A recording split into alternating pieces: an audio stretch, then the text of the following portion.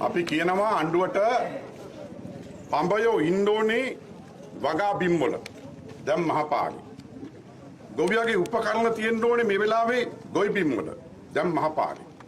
ගොවිය ඉන්න ඕනේ මේ වෙලාවේ ගොවි බිම්වල දැන් මහපාරි. ගොවියගේ මේ දවස්වල ඇහෙන්නේ අඬහර පාන හඬ ඇහෙන්නේ කවි හඬ ඇහෙන්නේ ඒ වෙනුවට අදහැින්නේ සටන් පාට. එමනම් වගාබිමේ ඉන්න ගොවියා මහ පාරට අදලා දැම්මේ මේ පරත්තල ආණ්ඩුව. අද මහ කන්න ආරම්භ කළා මාසයයි දවස් 4ක් අතර ගත වෙනවා. දැන් තමයි ආණ්ඩුව පොහොර ගේන්න හදන්නේ. අද ප්ලේන් එකෙන් ගෙනවලු ඉන්දියාවෙන් නයිට්‍රජන් පොහොර ලීටර් ලක්ෂයක්. දකඩෝ මේවා කලින් කරන්න තිබුණේ. දැන් කලින් ගෙනාව පොහොර ඒ ගෙනාවේ රසායන පොහොර MOP පොහොර බණ්ඩි පොහොර රතු කුඩු පොහොර ගෙනාවේ. ඒ රතු කුඩු පොහොර අද ගොවියට මඩ පොහොර විදිහට මේ ආණ්ඩුව දෙනවා. ආණ්ඩුව කියනවා කාබනික පොහොරලු. අපි කියනවා කාබනික පොහොර නම් ඒ වගේ ඊට අදාළ සංයුතිය බැක්ටීරියා ශුද්ධජීවී ක්‍රියාකාරීත්වය ආක්‍රමණශීලී බීජ තියෙනවද? ඒකේ නයිට්‍රජන් ප්‍රතිශතය ෆොස්ෆරස් පොටෑසියම් කොහමද? මෙන්න මේවා පරිශනාත්මකව විද්‍යාත්මකව පෙන්වන්න කියලා අපි ආණ්ඩුවට කියනවා. අද ඉන්දියාවේ විශේෂයෙන්ම ගුවන් යාන වලින් ගෙන පොහොර ඒවා කාබනික පොහොරද කියලා පරිශනාත්මක ඉදිරිපත් කරන්න ඕනි. එහෙනම් අපි ආණ්ඩුවට කියන්නේ දැන් 4 ගාතෙන් යනගෙන තියෙන්නේ. කරුණා කරලා වැරදුනා කියලා පිළිගන්න. ඔය රසායන පොහොර දැන් ගෙනාවත් ගොවියා විරුද්ධ වෙන්නේ නැහැ. ඒ නිසා නංගි පෙන්නලා අක්ක දෙන්න ලෑස්ති වෙන්න එපා. ගොවියට ඇත්ත කියන්න ඇත්ත කියලා මෙන්න අපි අන්න වැඩේ අන්නලා තියන්නේ.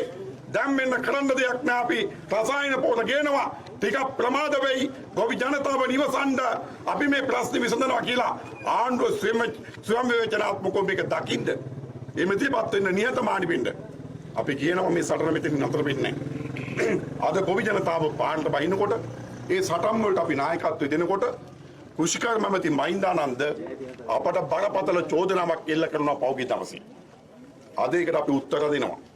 මහින්දානන්ද කියනවා මේ නාමල් කරුණාරත්න පොහොර සමාගම් වලින් සල්ලි ගත්තලු.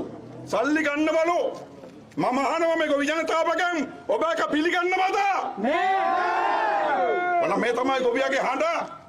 ඒ නිසා අපි කියනවා මහින්දානන්දට කැබිනට් මණ්ඩලේ වාඩි වුණාට පස්සේ වටපිට පොඩ්ඩක් බලන්න ඕනතරම් දැක බලා ගන්න පුළුවන් සමාගම් වලින් කොම්පැනි වලින් චීන සමාගම් වලින් හිටන් ඩොලර් මිලියන ගණන් රුපියල් මිලියන ගණන් කෝටි ගණන් කොමිස් ගහපු කට්ටිය වටපිටාවෙම ඉන්නවා.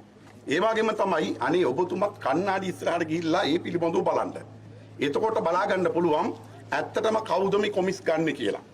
ඒ නිසා මම මේකට උත්තරයක් දෙන්න පමා වුණේ නීතිමය ක්‍රියාමාර්ග ගැනීමට අදාළව අපේ නීතිඥ කණ්ඩායමට මේක බාර දුන්නා. අපේ නීතිඥ කණ්ඩායමෙන් උපදෙස් ලැබුණා.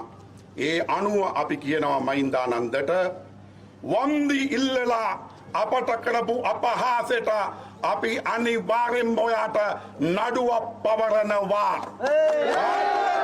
ලබන සතිය වෙනකොට ඔයාට එන්තර වාසිය වෙනවා. එන්තර වාසියට ඔබ දක්වන ප්‍රතිචාරය අනුව අනිවාර්යෙන්ම ඔබට විරුද්ධව නඩුවක් පවරනවා. මහින්දානන්ද අන්න එදාට උසාවියේදී ඔබ ඉල්ල කරපු චෝදනාව ඔප්පු කරන්න. ඒ ඔප්පු කරන්න පුළුවන් වුණොත් අපි මේ සමස්ත කටයුතු වලින් ඉවත් වෙනවා. ආබයි පුතෝ ඔබට මේක ඔප්පු කරන්න බැරි වුණොත් මහින්දානන්ද ඔයා ඇමතිකමෙන් විතරක් නෙමෙයි මන්ත්‍රීකමනොත් අයින් වෙන්න ඕනේ ඉල්ලාස් වෙන්න ඕනේ කියන අභියෝගය මහින්දානන්දට මේ වෙලාවේ අපි එල්ල කරනවා. අපි බලාගමු උසාවියෙන් මේ ගොවි ජනතාව වෙනුවෙන් බෙල්ල ගහලා ගියත් අපේ සටන නවත්තන්න අපි ඉදිරියට යනවා මිස පස්සට යන්නේ නැහැ කියන කාරණේ ආණ්ඩුවට අපි මතක් කරනවා. ඒ නිසා ජනාධිපතිතුමෝ දැන් මේ ඔක්කොම පුච්චන්නේ මහින්දානන්දගේ පඹයෝ. මහින්දානන්දගේ පඹයට තමයි ගහන්නේ. නෑ මේ තීන්දුව ගත්තේ ගෝඨාභය රාජපක්ෂ ජනාධිපතිතුමා. මේකට අදාළව කාර්යසාධක බලකායක් පත් කෙරුවා. ඒකේ සභාපති බැසිල් රාජපක්ෂ මහත්තයා ඊට පස්සේ ඇත්තටම මේ පොහොර විෂය මහින්දානන්දට අයිති නෑ. ගැසට් කරලා තියෙන්නේ සසීන්ද්‍ර රාජපක්ෂට. මේ පොහොර විශේෂ සම්පූර්ණයෙන් වගකීම තියෙන්නේ බාරව ඉන්නේ රාජපක්ෂ කෙනෙක්. ඒ නිසා මේ තීන්දුව ගත්තේ රාජපක්ෂවරු. මේ කමිටුවේ සභාපති රාජපක්ෂවරු. පොහොර බාර ඇමතිත් රාජපක්ෂවරු. ඒ නිසා රාජපක්ෂවරුන්ට අපි කියනවා මේ ආණ්ඩුවට කියනවා ඔහෙලා මේ තකතිරු තීන්දුව ගත්තා. තීන්දුව අරගෙන අද ගොවියා පාරට බස්සලා තියෙනවා. බැසිල්ගේ මූලිකත්වයෙන් පත් කරපු කමිටුව අසාර්ථකයිද? ඒක හින්දාද දැන් දවස් 3කට කලින් ජනාධිපතිතුමෝ ආයසරයක් ඔබතුමා මෙහිම කමිටුවක් පත් කළේ. කමිටු.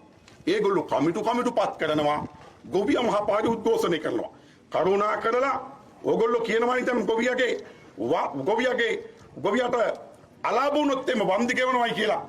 මේවා පිළිගන්න මේ ගොවි ජනතාව සූදානම් නැහැ. ඒකත් අපි කියන්න ඕනේ. ගිය අවුරුද්දේ යලකන්නේ වගාවන්දි තව නිකන් ගෙව්වේ නැහැ. මහ කන්නේ වගාවන්දි ගෙව්වේ නැහැ.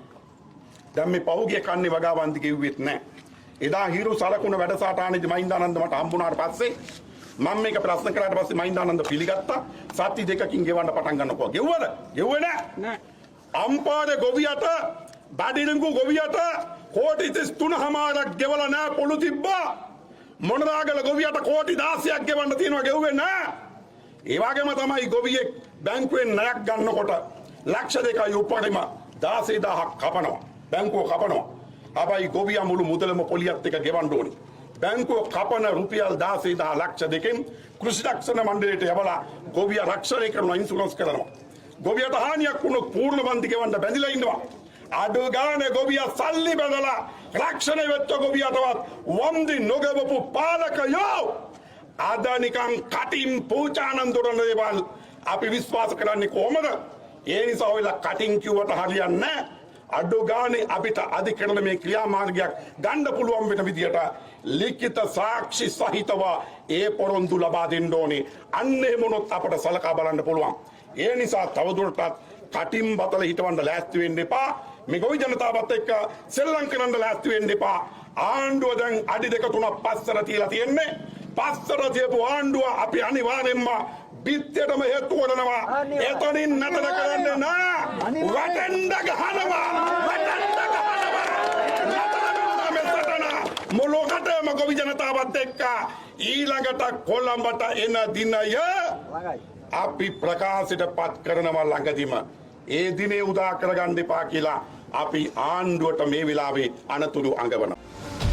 The News Reporter වාරණයෙන් තොර අපක්ෂපාතී වාර්තාකරණය.